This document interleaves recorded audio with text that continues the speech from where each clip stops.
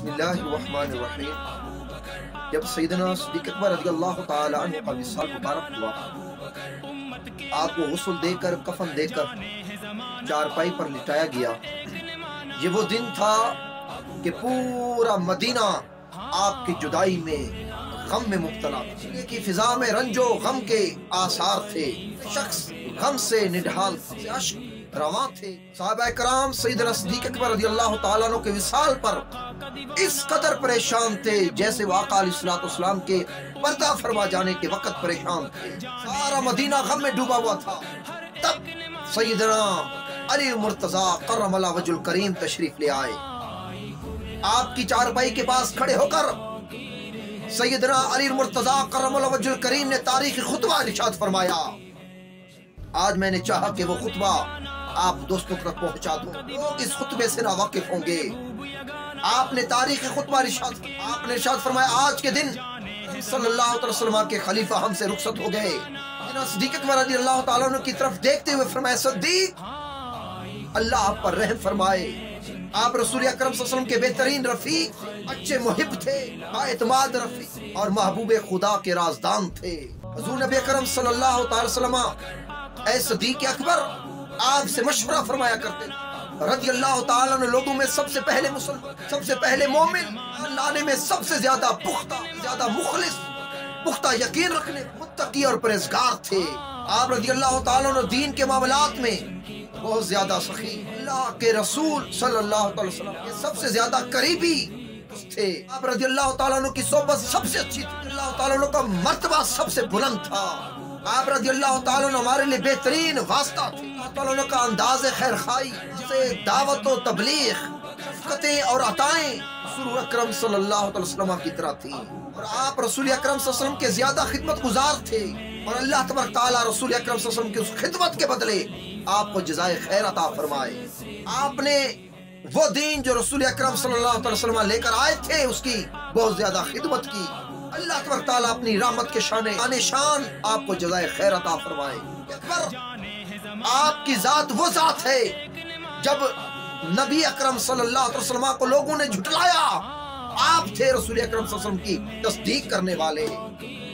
لوگوں نے رسول اکرم صلی اللہ علیہ وسلم کو جھٹلایا، آپ نے تصدیق فرمائی۔ رسول اکرم صلی اللہ علیہ وسلم کے ہر فرمان کو آپ نے سچ مانا اور حق جانا۔ اپنے میں رسول اکرم صلی اللہ علیہ وسلم کی آپ نے تصدیق فرمائی، اس لیے اللہ تبارک تعالیٰ نے آپ کو صدیق کے لقب سے نوازا، اور آپ نے پھر یہ آیت مبارکہ تلاوت کی، والذی جاء بالصدق وصدق به اولئک هم المتقون۔ مرتضیٰ کرم اللہ وجہ الکریم نے فرمایا، صدیق اکبر رضی اللہ تعالیٰ عنہ نے بخل کیا، آپ نے سخاوت کی۔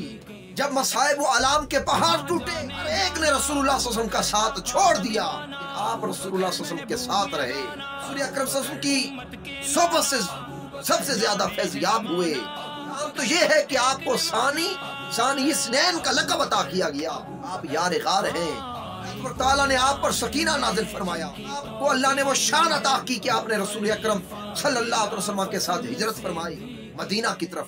رسول اکرم صلی اللہ علیہ وسلم کے بعد آپ کو آقا نامدار صلی اللہ علیہ وسلم کا خلیفہ بننے کا شرف حاصل ہوا، آپ نے اس خلافت کا حق ادا کر دیا، آپ نے مرتدوں سے جہاد کیا۔ اکرم صلی اللہ علیہ وسلم کے زہری وصال کے بعد بے سہارا لوگوں کا آپ سہارا بنے۔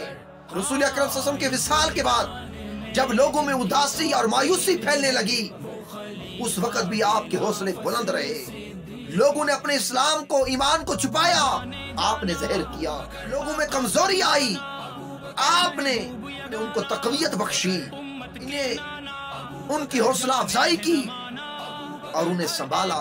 پوری زندگی تاجدار کائنات صلی اللہ علیہ وسلم کے نقشے قدم کے مطابق گزاری، اتباع میں، سنت میں، آقا علیہ السلام کی پیروی کی آپ نے۔ اب رسول اکرم صلی اللہ علیہ وسلم کے خلیفہ برحق تھے، کفار اور مشرکین آپ کے حوصلوں کو پست نہ کر سکے، نے کفار اور مشرکین کو ذلیل کیا، باغیوں پر خوب شدت کی، لوگوں نے حق بات سے خاموشی اختیار کی، پھر آپ نے علل اعلان کلمہ حق کہا۔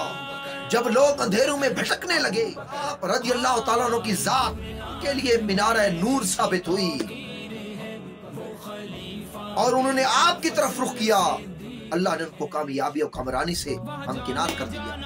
آپ سب سے زیادہ ذہین، فتین، اعلیٰ کردار کے مالک، खामोश तबीयत, दूर अंदेश, अच्छी राय के मालिक, बहादुर, सबसे ज्यादा पाकीज़ा खसलत वाले थे। फिर आपने खुदा की कसम, आप अपनी मंजिल मकसूद की तरफ परवाज कर गए। आपने सदीक अपने मकसूद को पा लिया। आपकी राय कभी गलत ना हुई। अपनी पूरी जिंदगी में कभी बुज़दिली का मुजाहरा ना किया। आप बहुत निडर थे। आप कभी भी घबराते नहीं थे। आप वैसे ही थे जैसे आपके बारे में रसूल अकरम सल्लल्लाहु अलैहि वसल्लम ने इरशाद फरमाया था। जिस्म के लिहाज से अगरचे कमजोर, अल्लाह के दीन के मामले में मजबूत थे। अपने आप को बहुत आजिज समझते थे, लेकिन अल्लाह की बारगाह में आपका रुतबा और मकाम बहुत बुलंद था। आप लोगों की निगाहों में बाइज्जत और बवकार थे। मौलाए कायनात करम अल्लाह वजल करीम ने आपकी तारीफ करते हुए इरशाद फरमाया, पूरी जिंदगी में किसी पर ऐब नहीं लगाया, किसी की गीबत नहीं, कभी लालच नहीं, कि आप लोगों पर बहुत ज्यादा शफीक और मेहरबान थे। सिद्क और सच्चाई के पैकर थे। और आपने उस शान के साथ इस दुनिया से कूच किया, उस अजमत और शान के साथ इस दुनिया से जा रहे हैं कि आपकी अजमत और शान के डंके आसमानों पर भी बज रहे हैं। जुदाई का गम पूरी दुनिया को रुला रहा है। फिर आपने फरमाया इन्ना लिल्लाहि व इन्ना इलैहि राजिऊन। मुख्तसर थोड़ी बातें चुन चुन के आपके सामने सिद्दीक अकबर के हवाले से सैयदना अली मुर्तज़ा करमुल्लाह वजहुल करीम ने जो खुतबा आपके विसाल के बाद आपकी मैयत के पास खड़े कर दिया, मैंने चाहा कि उसके चंद चीदा बातें आपके सामने मैं रखूं और आपको इल्म हो कि सैयदना मुर्तज़ा करमुल्लाह वजहुल करीम सैयदना अबू बकर सिद्दीक़ रज़ियल्लाहु तआला अन्हु से किस कदर मोहब्बत करते थे, आपके साथ किस कदर उनका ताल्लुक था और किस कदर वो आपका एहतराम किया करते थे।